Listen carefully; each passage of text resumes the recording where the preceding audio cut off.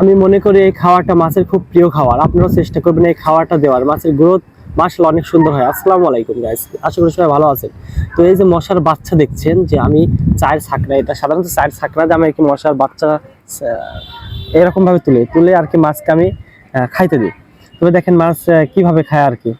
তো আপনারা চাইলে এরকম ভাবে পরিত্যক্ত জায়গা, পানি থেকে আপনারা মাছের খাবার এরকম ভাবে সংগ্রহ করতে পারেন। দেখেন আলহামদুলিল্লাহ মাছ বের হয়ে আসবে। এখানে দুই প্রজাতির মাছ আছে আর কি।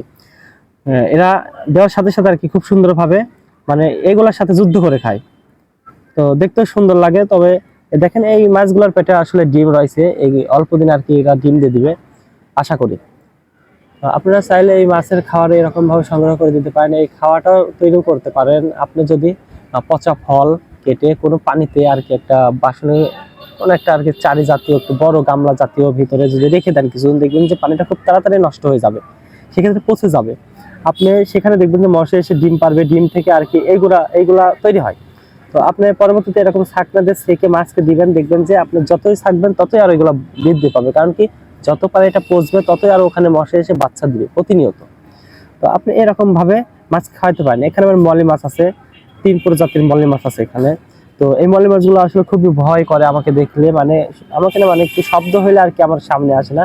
যেহেতু এটা একটু লম্বাতে একটু বড়, টিন দিয়ে ঢাকা আছে। টিনের ঢাকার কারণ হলো মানে রোদে পানিটা গরম হয়ে যায়, যেহেতু ফাঁকা জায়গা স্বল্পতার কারণে আর কি সেরকম মাছকে ভালো জায়গায় রাখতে পারি না। তো আপনারা যদি একটু কষ্ট করে দেখায় যে এখানে মাছগুলার মানে ছোটাছুটি করতেছে আর কি, সেরকম ভাবে দেখাতে পারবো না, মানে অনেক চালাক। আলহামদুলিল্লাহ আমার মলে মাছগুলো অনেক বড় বড় সাইজের, প্রতিটা মলে মাছের পেটে আর কি বাচ্চা আছে আশা করি। তো অল্প দিনে বাচ্চা দিয়ে দিবে। আর আগের যে মাছগুলো দেখলাম সেই মাছের আসলে বাচ্চা দিলে সেটা ডিম দেয়। গাপ্পি মাছের খাবার গুলো আমি পরবর্তীতে দেখাবো আর কি, গাপ্পি মাছ কেমন খায় এগুলা। তো গাপ্পি মাছ খুব সুন্দর খায়।